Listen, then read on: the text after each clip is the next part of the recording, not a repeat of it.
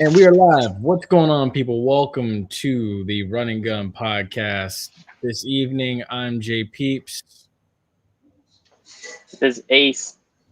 That isn't give me an intro, but I guess now I gotta do it myself. It's all right. I mean, I kind of figured out that I was like, it's episode 9. I'll take the training wheels off of them, and I'll just Yeah. Let's go. see.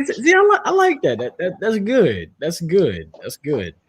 And this evening, we have a very special episode for y'all. We're gonna hit on a lot of interesting topics, stuff that happened over the weekend, stuff that's planning to happen this week. We got some interesting news came out of Jackson, Mississippi for this week. So, and I haven't even revealed it to Ace yet, so he doesn't even know what it is, which is so interesting. No, but I got one. Well, it's not exactly news. It's more of an idea that they're talking about.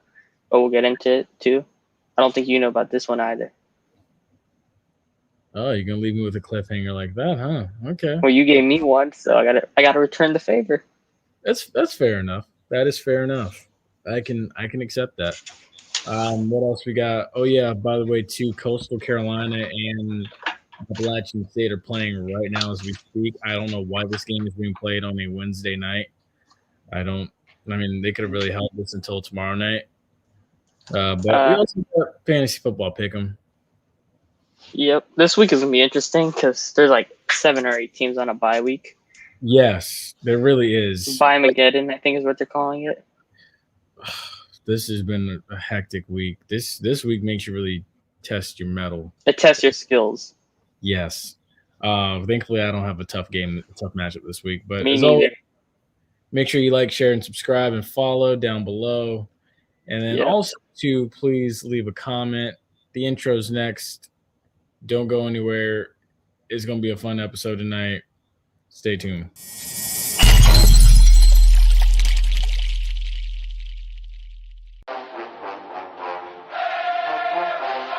Hey, what's going on, guys? This is JP. This is the Bug. This is JC. This is Flash. This is Jimi Hendrix. And you're listening to You're listening to the Run and Gun Podcast.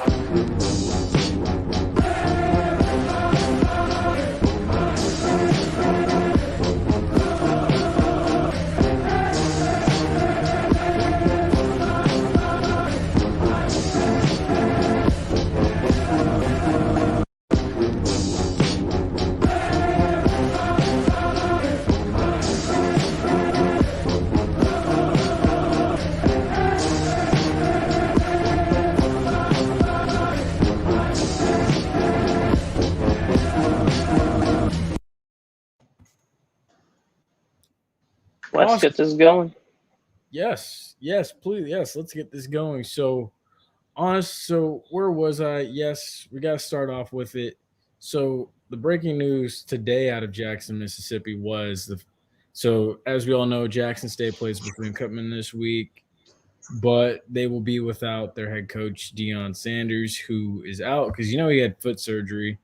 So no Deion this week as Bethune travels to Jackson, Mississippi to play Jackson State. So, I mean, I don't want to say this is a trap game, but honestly, I mean, you've seen how big of a role not having your head coach on the sideline plays in a game. But again, who knows? People are probably going to start thinking, heck, no Deion, so Jackson State might take a week off and go back to their old Jackson State antics, which I highly doubt. I don't think that's going to happen. Me neither. I feel like there's too much. There's too much, of like not a hierarchy, but there's too much responsibility amongst that coaching staff. Oh yeah, there's more not accountability per se, but they're gonna be more responsible. Yes, and it's more. They have more structure in their coaching staff probably than most other teams, like Alabama A&M. Like they only talk trash before they actually focus on coaching. It looks like so. Like Jackson State, I'm not too worried if they don't have Deion. Yeah, me for like one game. Me neither. I think honestly, with or without Deion, they're gonna like beat the brakes off of Bethune-Cookman and then honestly, Batum isn't that great this year anyway. Exactly. They haven't won a game yet. I already said they'd be 0-8 after this game. And quite honestly, I mean, I think this is something that coaching staffs have practiced where, and I mean, you kind of have Like to in now. case season now. Yeah, especially with COVID going around. Exactly. Like you have to practice this. Like, I mean, we saw this occur. And with Arizona. Yeah, Arizona. And the Cardinals. We saw this happen last year where coaches couldn't even be on the sideline. We saw I remember 2 years ago, Hugh Freeze coached a game in the press box on a hospital bed. Yeah, no, talk about commitment. But I mean, but yeah. Say what you had to say. Say what you had to say. My bad. No, it was there was an idea floating around today with and like it was NFL teams should have like every couple home games they should allow like an HBCU band to come in and play during half times. I saw that. That's not exactly a horrible idea, but I'm like, my thing is, see, and here's my response to this. First of all, one, what are you going to tell the season ticket holders who sit in that section you're trying to put the band in? Two, you're going to have them play the whole game? Because most of these NFL no, probably just halftime. I probably won't be halftime if anything. Honestly, I'd say just let them do the half. I can't think of a way that you're going to tell a season ticket holders in one certain section that, hey, we're going to put this band here. By the way, your tickets aren't going to work this week. I don't. Oh, that's true. Yeah, you take out the fun of the idea when you think too far into depth with that one. I mean, honestly, that's what you like. I mean, I know everybody's like, "Woohoo, yeah, let's do this," but we need to be realistic. Yeah, exactly. Because think about it like this, and I can vouch for a lot of people as being a season ticket holder. If you had season tickets to an NFL game and you paid almost like, oh my god, damn near $600-700 in down payments, maybe more depending on where you sit, and all of a sudden someone's bringing in a band this week for probably the biggest game of the year, and you can't sit in that section, how do you think you're going to feel as a season ticket holder? Yeah, you'd probably be mad. Exactly. Like, that's a huge waste of. Again, I'm just thinking ahead. I don't mean to kill the moment, but I'm just thinking ahead. I'm sorry. Yeah, you're being realistic. It's fine, but I was just like, it's like a bad idea, but it's not a great idea at the same time. Thank you. All right, let's move on. We got to talk about this game from Sunday or Saturday. I mean. Oh yeah, you talking about the 80 yards through the heart of Huntsville? Yes. You know, the sidestep. Oh my gosh, it's so. I was laughing when I saw that. Oh. Just watching the coach sidestep down the sideline, I was like, okay. And the thing about it was, this was funny. That was I got hyped, and then I started laughing at the same time because I just knew at that point I was like, game over. That is so demoralizing. And then the funny thing about it is, and I know you saw it, if you go back and look at the retweets from over the summer where you see all these Alabama A&M wide receivers talking about where's so-and-so, where's so-and-so, this is so disrespectful, I led so-and-so in so many yards and stuff. And you look at all of them saying these things, and I'm like, well, you know what? We'll find out October 16th who's the better wide receiving core. What happened October 16th? The Rack Boys had more total yards than the Outlaws. And they won the game. And they won the game. Your NFL prospect at quarterback got outperformed by a guy who didn't even start playing quarterback until his senior year of high school, which honestly I commend Rashawn McKay. And he didn't even start the season as their starter. He started the season as a starter at FAMU, but he lost the spot and then got it back. Oh yeah, I forgot he started against Jackson State. Yeah, hey, look, he outplayed an NFL prospect, Akil Glass, and I'm going to say it now. Akil Glass, as soon as the season's over, needs to get with someone like Jordan Palmer or Carson Palmer and start training for the NFL. If he's really serious about it, I know I would, because I feel like there's certain elements to his game that haven't even been tapped yet. If he's really trying to go there, because hate to say it and demean a coaching staff, but whatever's going to help him get to that next level of being a franchise guy. It ain't talking trash. It ain't talking trash, and whoever's going to help him get to that next level of being a franchise guy ain't in Huntsville. I'm sorry to say it. You got the wide receivers in Huntsville to do it if you really dial in, because you and it's been proven you can do it.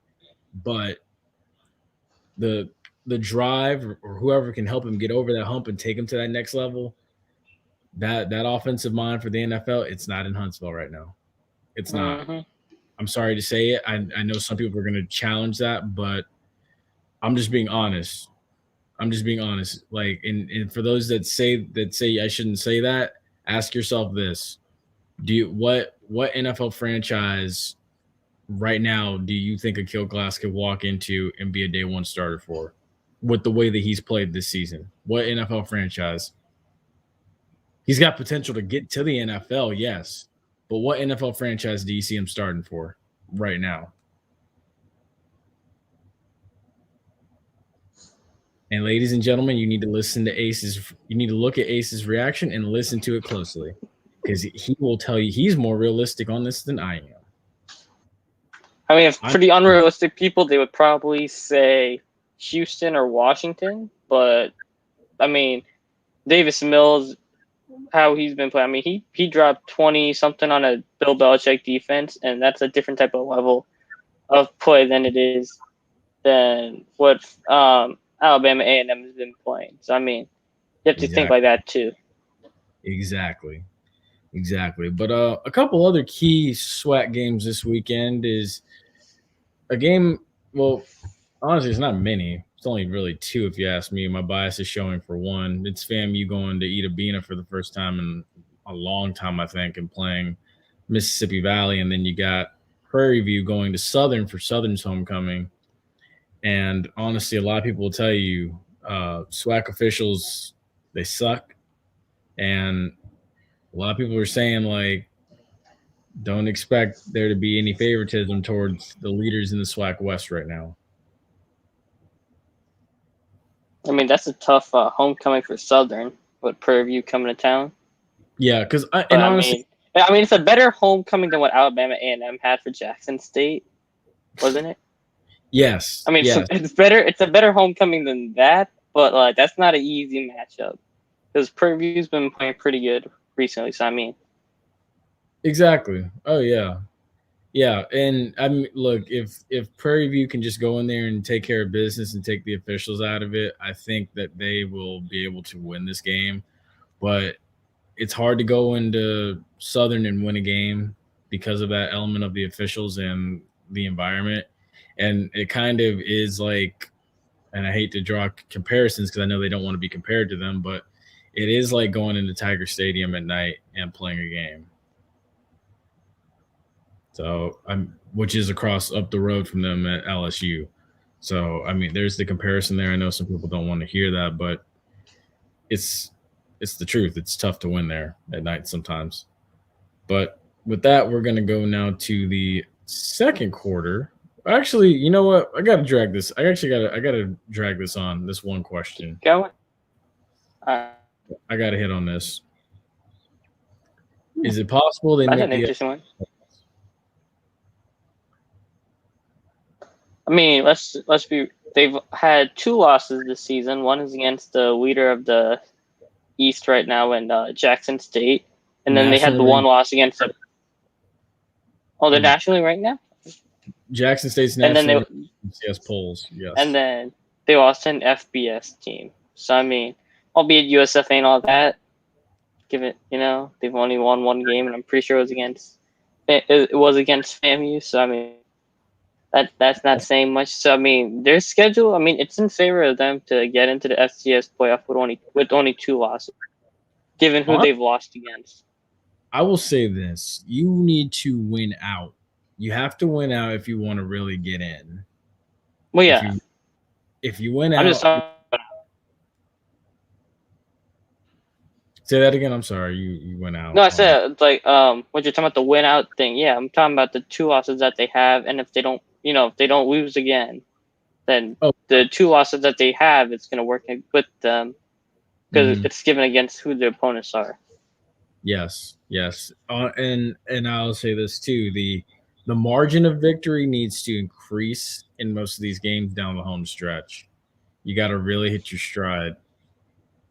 So I mean, and because honestly, You can't have any fourth quarter comebacks.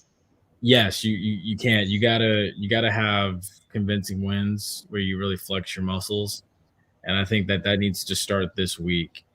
To be honest, it has to, because you gotta impress the committee and make them say like, okay, yeah, FAMU should be invited, and when you get in, you gotta go to work. You're gonna probably have to go off someplace far where you don't want to go, but make it happen, man. Make it happen. And that will take us now to the second quarter. So I know one thing. I know Russell Wilson did, in fact, get sent to IR. But the good news is Rashad Penny's supposed to be coming back off of IR. Yep. Especially with the latest injury at running back, because I know Carson already went to IR, but they sent Alex Collins they didn't say it's a bad hip injury, but they haven't said it's also a good injury. So, I mean, and sometimes them hip injuries, they can hang around a little. Yeah. And give you trouble trying to do your cuts and whatever. So, yes. Because, I mean, when you was watching Collins play, he does do a lot of spin moves to get out of to find his hole. So, I mean, if you got a hip injury, you ain't going to be spinning too much anyway. And you're playing against a front seven with the Saints who's going to get 2 starters back already. So it's not going to be it's going to be easy. So hopefully Penny, I mean, he was a first-round pick, but, I mean, he hasn't done much since he tore his ACL and whatever it was, 2019, I think it was. Right. It was 2019. Yeah, I'm rooting for him, dude. Honestly, primarily because he's on my fantasy team this week. I picked him up because I got nobody. I had to pull some strings and stuff. So I mean, we'll see. Hopefully, he can get in and make some plays happen. But the other thing too was John Gruden. Life after I shouldn't mention life after John Gruden looks to be pretty good for the Raiders. They looked more calm and relaxed. Yeah, the offense looked better. Like, those humming better. They got Kenyon Drake a little more involved, more or less. Like, he had more touches, and even Josh Jacobs looked better. Running they're running. I'm gonna just say the running room looked better, I should say, than it has been in the recent weeks. Yes, it really did. And then I think just the factor. Oh, we got a comment here. Hello there. What t-shirts? That's a Dragon Ball t-shirt.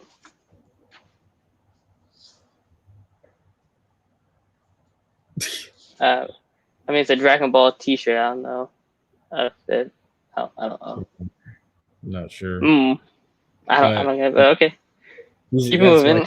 That's why he's called Limitless Vegeta, low-key. But this is Goku. This ain't Vegeta on this one.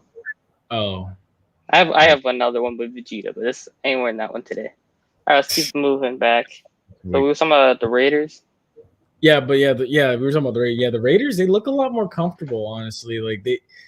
I mean, look, it's one of those things I think where you kind of controversy makes you come closer together. So I think yeah. And in a sport like this, you love camaraderie is a big thing. Yeah, I mean, and then honestly, I think it kind of did something to this team where they were just like, you know what, we can't let something like this tear apart what we're trying to do. So come out and still be that team that we know we can be and reach. And ultimately we have a goal here, and that's to make the playoffs and win a Super Bowl, which honestly to the outside, that's blasphemous. But to everybody in that locker room and that organization, that's a realistic. That's every locker room. Yeah, exactly. That's every room. 90% of teams, certain ones know they have no shot. Oh yeah. Yeah, certain ones do know. Like Jacksonville, they know they're Houston, Detroit, sadly. They play hard, but it's their team's just not like the talent level's just not there. No, not at all. And then the other thing too was 2 big time wins this week. Or really, yeah, a couple big time wins. Jacksonville finally gets in the win column after Hey, that guy was an engineer and he's special team player of the week for the AFC. Give Matthew Wright a shot. I'll give him a round of applause. He went from a software engineer a couple months ago to AFC special team player of the week. The dumb thing about it though was like they cut Josh Lambo, who's the most like accurate kicker in the franchise's history. Yeah, I didn't get that one. I know he was hurt, but like still. Yeah, I wonder how bad it must have been. And then the other thing too was the Cowboys pulled off an OT win in Foxborough. No, that wasn't the most impressive win of the weekend. It was out in LA. Oh yeah, Lamar. Yeah. Mm-hmm. That was, yes, I enjoyed that too. Because I think the Ravens are going to be better than what they look like right now. Once they get Rashad Bateman going, oh boy, they're going to look better. Let me tell you, think about it like this. They got 16 guys on IR right now, and they're still 5-1. Can you imagine if they'd probably be if they never lost J.K. Dobbins or Marcus Peters if they never and Ronnie Stanley? Exactly. Like they would be probably undefeated. And looking at the Super Bowl, like we gonna make this thing. Mm-hmm. Well, when you gotta think of it, also, I mean, I think those injuries kind of like iron sharpen iron kind of thing. You know what I'm talking about? Like all those injuries, they got them kind of like how the Raiders, the camaraderie got better. So like once you see all these guys go down, the media's gonna count us out or whatever, and then they play even better. And next man up steps, all that. Yeah. I mean, they took 3 running backs who the NFL gave up on, and they're getting trade calls on them now. Mm-hmm. And see, you took the words right out of my mouth. You took them right out my mouth. But I do present you with this question. I present you with this question, America. Was the win over Buffalo the shot in the arm Tennessee needed? Nah. No. So back to reality. Yeah, they got back to where they needed to be. And their defense still isn't that good. Well, at least the secondary. That's true, too. I believe they play the Chiefs this weekend. Oh, yeah. So, I mean, honestly. Might run wild. They might have a chance there. Well, they'll have a chance in the front 7, but not that back secondary. Oh, yeah, no. Honestly, no. All Tyree got to do is run a double move on Janoris Jenkins. He's getting an 80-yard touchdown. True. Yes. But the way Patrick Mahomes is playing. Well, Patrick Mahomes like 2019 Jameis. Yeah, I know. These multiple turnover games might be something there for Tennessee to take advantage of. So, hey, look out. Look out. Because honestly, look, did we expect them to do what they did against Buffalo? Did we? I was surprised they were hanging in the game to begin with, and then once I saw in that fourth quarter is like the back and forth going on, I was like, okay, yeah, Tennessee is probably gonna actually win this. I was thinking to myself, I was like, ain't no way. There's no way. And then I'm like, Buffalo's got to pull away at some point. I'm like, Buffalo's defense is going to stand up and start making plays and start getting interceptions. There's going to be a pick 6 somewhere, and then it never came. They couldn't stop A.J. Brown, who said he ain't going to eat fast food ever again. What's with these people getting food poisoning from Chipotle? It's like everybody was getting food poisoning from Chipotle. Honestly, dude, I have no idea. I hate to get off topic, but I don't know. I'm sorry for going off topic. I was like, that just came in my head. I'm like, no, you're good. Because honestly, I mean, like, you're not. This isn't the first time I've heard this. Like earlier today, I heard people like downplaying Chipotle and Moe's earlier today when I was in class. I mean, I don't eat either, but like, still. Yeah, I mean, honestly, you people always gonna these issues. Yeah, it's all right. It's wild. But yeah, let's get back on topic here. We got a minute left. I still own you. We got to talk about that one. Yes, I still own you. Aaron Rodgers definitely does, in fact, still own Green Bay. He is 21-5 as the starting quarterback of the Green Bay Packers against the Chicago Bears. Let me ask you this: what week is Tom Brady playing the Jets and the Bills? I know he plays the Bills December 14th. He plays the Jets week 17. Yeah, week 17. I got a comment. It says, that'll pop up there. Thank you. We appreciate it. Thank you. We appreciate that. All right, but are they playing either one of them in their like in Buffalo or New York, or is it home games for?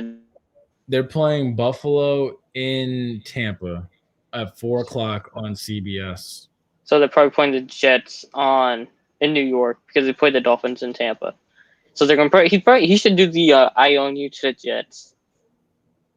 I still own you to the Jets. Honestly, you know what would be crazy? That'd be kind of funny if he did that. If he actually ran for like a 20-yard rush, that would against Buffalo, that would be pretty funny.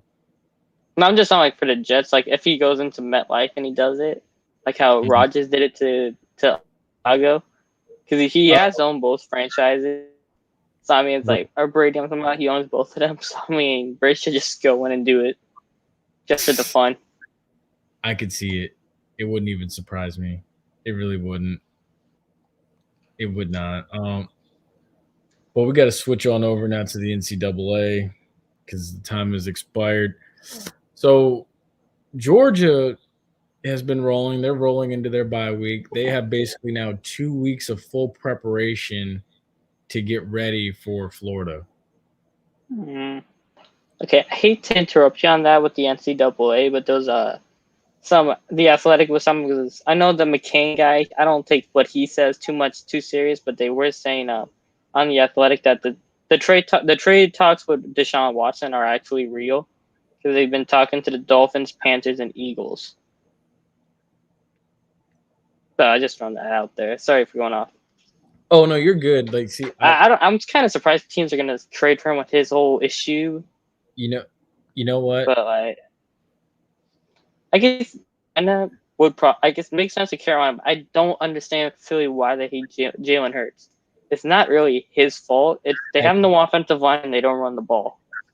I've spoken to people about that, and I don't know. I told him honestly, I was like, he kind of, and I'm stretching when I say this, reminds me of Donovan McNabb, a more athletic Donovan McNabb. But honestly, Philadelphia fans didn't really appreciate Donovan McNabb either. They booed him the day they drafted him. Philly fans are the worst. Hey, let's go back to the NCAA now. I just wanted to throw that out there. Oh no, you're good. Good. But yeah, Georgia rolling into their bye week, got basically 2 full weeks here to get ready for Florida, and what might be another bludgeoning in Jacksonville. Yeah, I won't be surprised given that LSU were in the same play like the entire game. Yeah, it's gonna be a bludgeoning. I'll be surprised if Florida scores. They probably have to do a trick play or something. I need to go to one of those games one of these years. One of these years, I'm going to Jacksonville to go see that game for the right price, though. I'm definitely going to make it happen. The other thing, too, is I don't know if you saw it, but Coach O's stepping down. And, my God, did you see the story? Did you see and read the story? I saw the story. That was a wild one. That man, look, I've never seen anything like that in my life. I mean, the chances of talking to who you talked to, saying what you said, and that person being like related or married to a ex-person. I mean, the amount of things that has to happen for that to happen the way it did. I mean, that's just wild. Let me read this off for some of y'all that don't know what we're talking about. Coach, I said specifically, this is what I said on Instagram. Coach O's wild for this. Orgeron's new bachelor status created messes for him. Like the time Orgeron pulled up to a woman at a gas station wearing exercise attire and said, "Hey, you, looks like you like. Hey, you look like you work out. He said, according to multiple sources, we could work out together. The woman informed Orgeron she was married and pregnant, to which he responded, why does that matter? And then she said, well, here's why, coach. That woman was the wife of a high-ranked LSU official.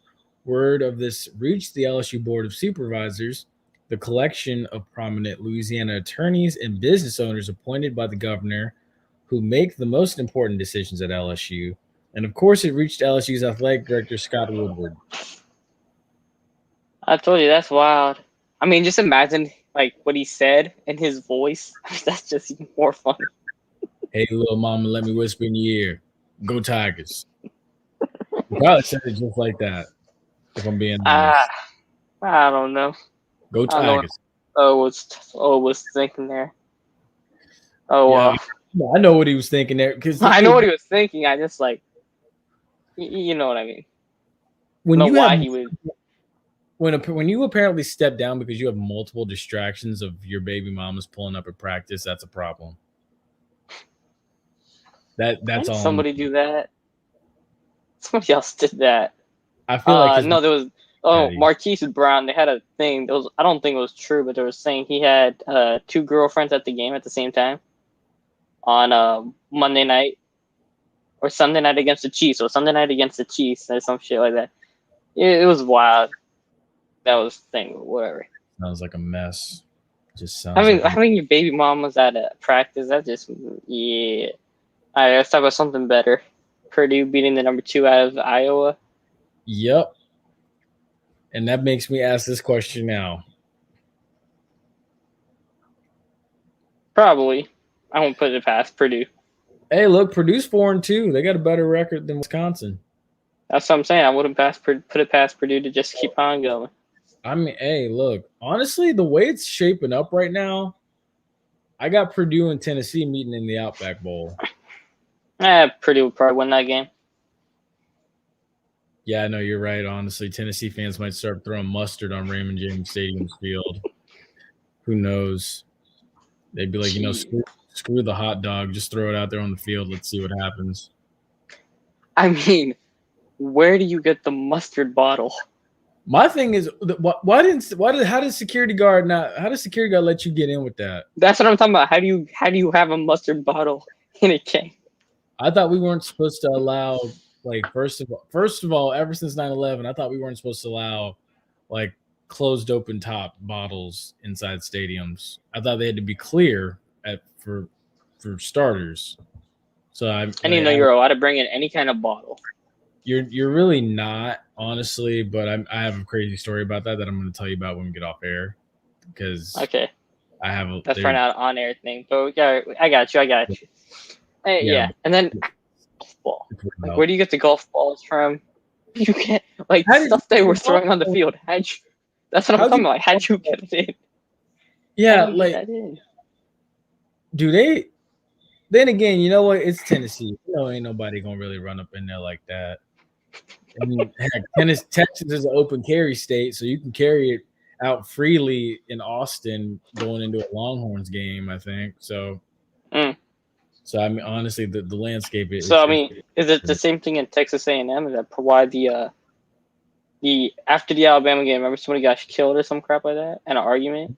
That was an argument in an Alabama bar, I believe. Oh, it was an Alabama bar? I thought it was outside the Texas A&M stadium. No. All right. I don't know. I was like, all right. You're good. The other thing too regarding the LSU job was Jimbo Fisher, though. So Jimbo. We're talking about Lincoln Riley for that LSU job. I don't see him leaving Oklahoma. No, honestly, I mean, look, I said this about Jimbo when the rumors started for Jimbo at Florida State. Why would you leave a job that you were handed, that you were personally handed? So, I don't know why he's still left. Well, actually, I do know why Jimbo's still left after reading all these countless pages of material and stuff and listening to him and listening to the people at Florida State.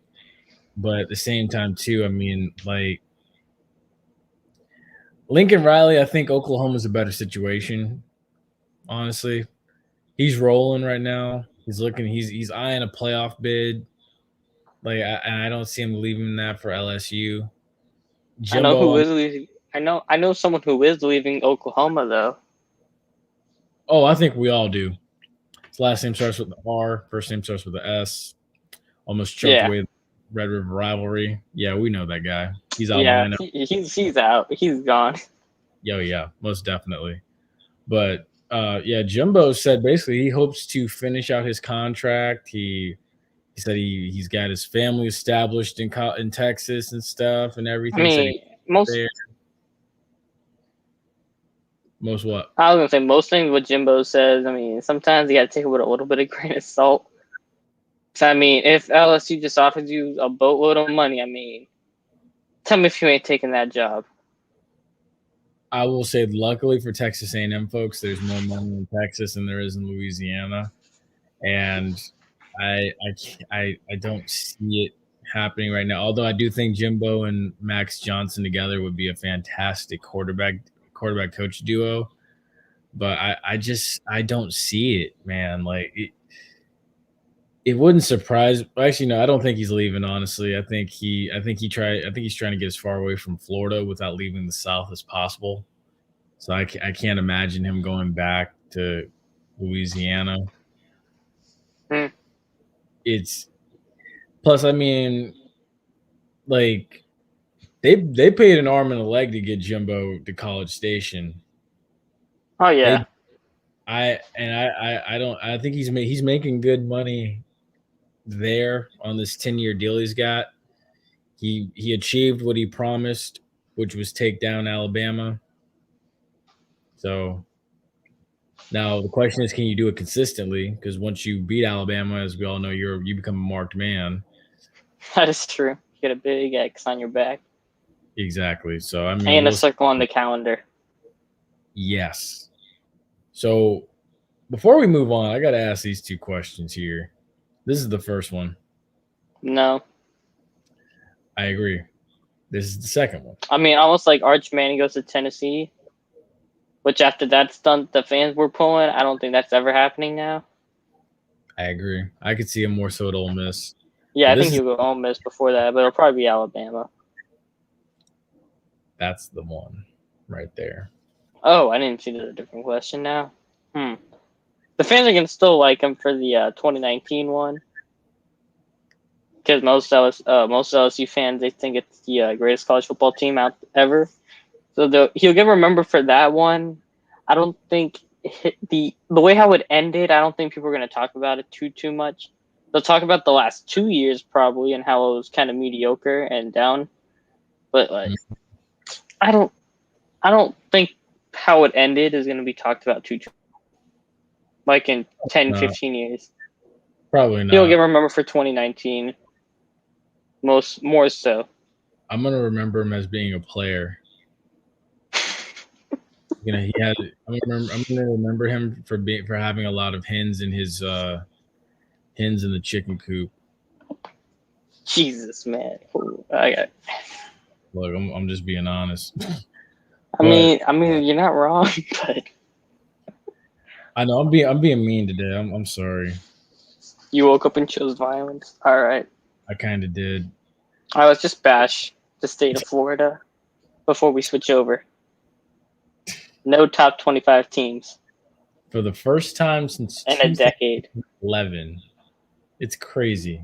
It's shameful. And the Florida's trash. Crazy thing is, and I hate to speak to your age on this, but there was a time, believe it or not, young man, when Florida, Miami, and Florida State were all in the top 5.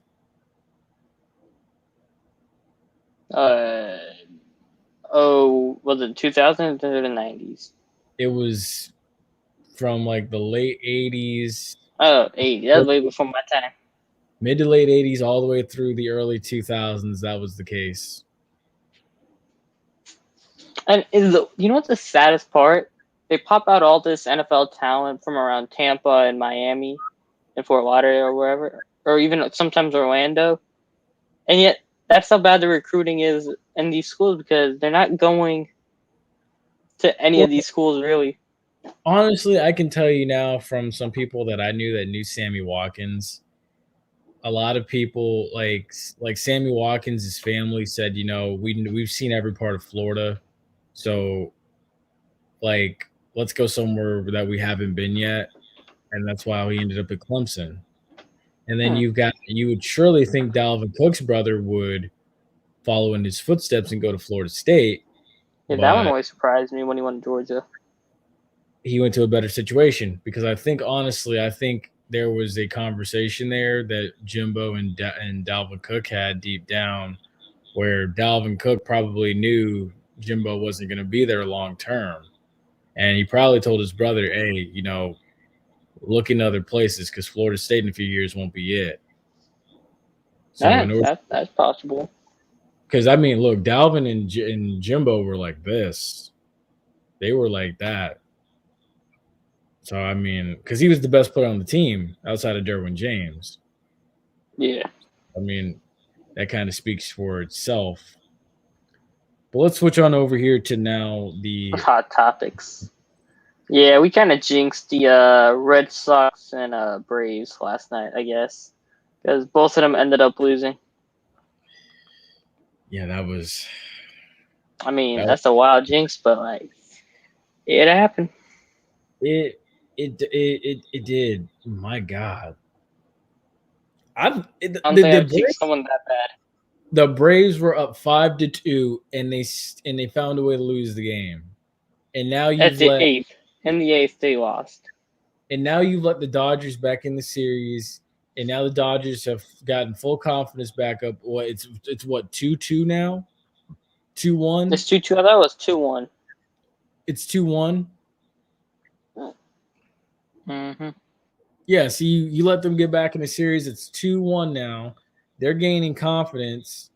The good news is the Braves are winning tonight.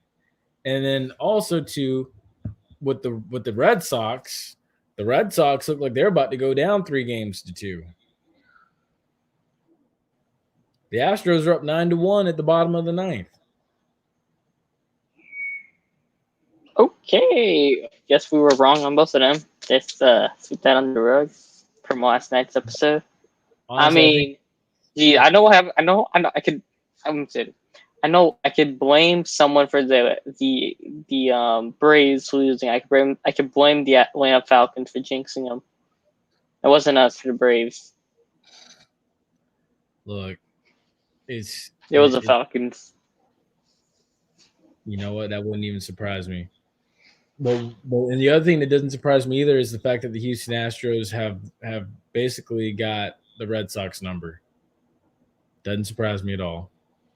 Yeah, should have just beaten up the Astros, but we ain't getting back into that volcano. Crazy times, man. Crazy times. But now I'm ready for this fantasy football stardom or sit 'em. Yay. This one's going to be wild. You're going to hear some names you probably haven't heard like in years, probably. Oh, I'm sure. But you're going to probably hear a name like, who is that? Let me point out from teams on a bye week this week. So Buffalo's on a bye week. The Chargers are on a bye week. The Cowboys are on a bye week. And the Vikings. Steelers too? So in that group, yeah. So you got Austin Eckler, Dalvin Cook, Najee Harris, Ezekiel Elliott, CeeDee Lamb, Amari Cooper, Deontay Johnson. You get the point. There's a lot of good people on buys right now. Not to mention everybody on Buffalo. So I mean, all right, let's who we got? Who you got on deck for me? Because I mean, last week I had to start a guy named Khalil Herbert. I didn't even know he existed until Friday evening. Khalil Herbert. Is he the running the Bears? He was the Bears running back. I ain't starting him this week, but I didn't even know who he was. He got me 18 points and a dub. So I mean, good for him. But I didn't even know who he was. So this week, same kind of issue. But I ain't starting him against the Bucs. That ain't happening. Understandable. Also, too, keep in mind. The Bears might get shut out. Oh, Jesus. Keep in mind, too, that Baker Mayfield and Kareem Hunt and even Chubb. No, Nick Chubb's already rolled out. Yeah, all Odell's questionable, but that's not saying much. He ain't relevant in Cleveland. He needs to get traded. the Browns are missing a lot of pieces this week against the Broncos tomorrow night. Did they say if Conklin and Willis are playing or no? The offensive tackle. I don't know if they're playing this week or not. Jack Conklin. They were out. They were out last week. I don't know if they're playing this week. I'm not 100% sure. I'm really not 100% sure. But Eli Mitchell's available. Eli Mitchell's still available? Colts run defense is actually not that bad. As well, too, you've got the Ravens defense against Cincinnati. Nah. You got Chase Edmonds against Houston this week. He might be out. Oh, yeah, Chase Edmonds is a free agent. Wait, what? No, I was gonna say also you got Josh Jacobs against Philadelphia. Got Derrick Henry against Kansas City this week. No, wait, you said Chase Edmonds? I don't think he's playing this week. He's probably not going to play. He was banged up.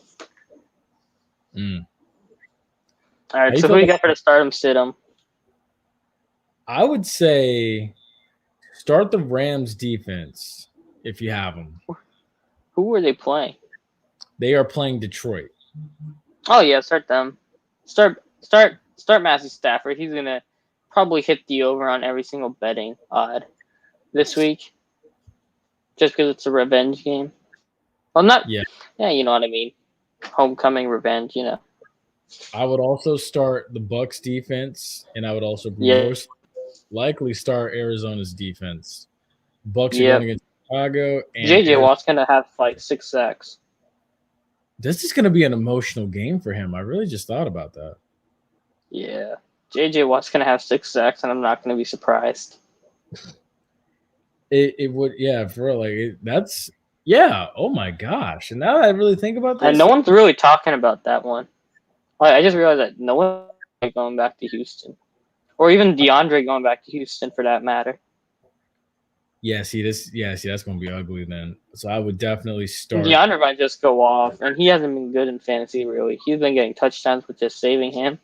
But DeAndre might get probably 200 yards, and no one will blink an eye. Yeah. So I'll say this. If you have any Cardinals players this week, definitely start them all. Even Zach Ertz. Yes. 1 week of practice, who cares? He'll probably go off. Right, now, that might be a 50-piece. Here's one interesting one for Houston and a Patriot player as well. Brandon Cooks against Arizona this weekend. Byron Murphy's going to come.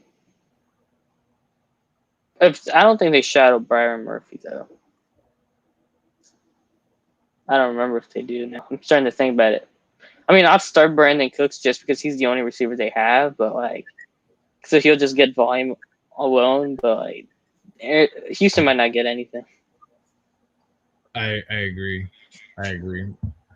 As well, if you have a running back, J.D. McKissick. That's who I'm rolling with this week. That's my start of the week. J.D. McKissick. Someone beat me to it. I don't know who beat me to it, but me neither. The other one too is Jonnu Smith this weekend against the. Jonnu Smith hasn't done diddly squat this year. Wow. Hunter Henry's been better than Jonnu Smith because Hunter Henry's getting more touchdowns. That's true too. I feel like they're using Jonnu Smith as a blocking tight end more so, and that's where you kind of say to yourself, Jonnu Smith should have just stayed in Tennessee. Yeah. All right, here's another one for you. You're up for the bag. Jalen Hurts against Las Vegas. Yep. They haven't figured out how to run the ball, so he's going to be throwing it probably 50 times again or whatever. I would agree with that.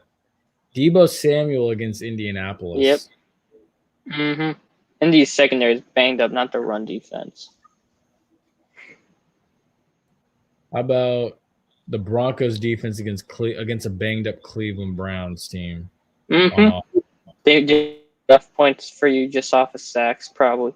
Holy. Okay. All right. Enough of the fantasy. We need to talk about some basketball. Jaylen Brown just dropped 20 in the first. Okay. Okay. The other thing too is it's actually the bottom of the second. The Braves are currently still lead out in LA against the Dodgers 2-0. We'll see how long that lasts. And also too, the Astros just went final with the Red Sox. So the Astros are up 3-2 in that series. So yeah, this has been an interesting. Okay, who saw the Wizards up 20 on the Raptors at halftime? Wizard. That makes sense. Beals got 13. I forgot Dinwiddie's with them. Kuzma not playing bad. Kuzma 4 for 8 with 11 and 8. 11 points, 8 rebounds. Okay, Kuzma. Yeah. All right, let's check Jalen Suggs. I want to see how he's doing. He's only got 2 points. That game just started. Never mind. All right, I did my quick basketball rundown. You're good. That's actually gonna bring us to the final 2 minutes of this show anyway. We had to include some basketball because basketball started today, so I just gave some score updates. It's all Nothing good. wrong with that. It's all good. And then the Astros are kind of clawing back and working their way to a World Series. So it's all good. Anybody spot any garbage cans on the field? No. Anybody spotting any signals being stolen? Anybody keeping their jerseys? Just saying. Wrapped up on them. But as always, too, if you haven't already, make sure you follow us on all of our social media platforms as they scroll across the bottom line there. Mm-hmm. We hope that you've enjoyed this episode as much as we've enjoyed bringing it to you as well. And remember, like on the bottom, give it a second, right there. Tuesdays and Wednesdays at 8. Last give and run again. Always at 8 o'clock. No other time. Yes. And then also, too, the family pregame analysis are always an hour before kickoff. Always an hour before kickoff. So if you look at the time on ESPN of what time the game starts, you literally put an hour in front and check in with us about what time we come on here and we break down the games. It's literally. And we generally post it on Twitter what times we're starting and how long until we start it. Times. Literally, when you guys wake up in the morning, the times will be posted on Saturdays. Yep. They'll be up Friday, honestly. Heck, it might be up tomorrow. But always look at what time the game starts.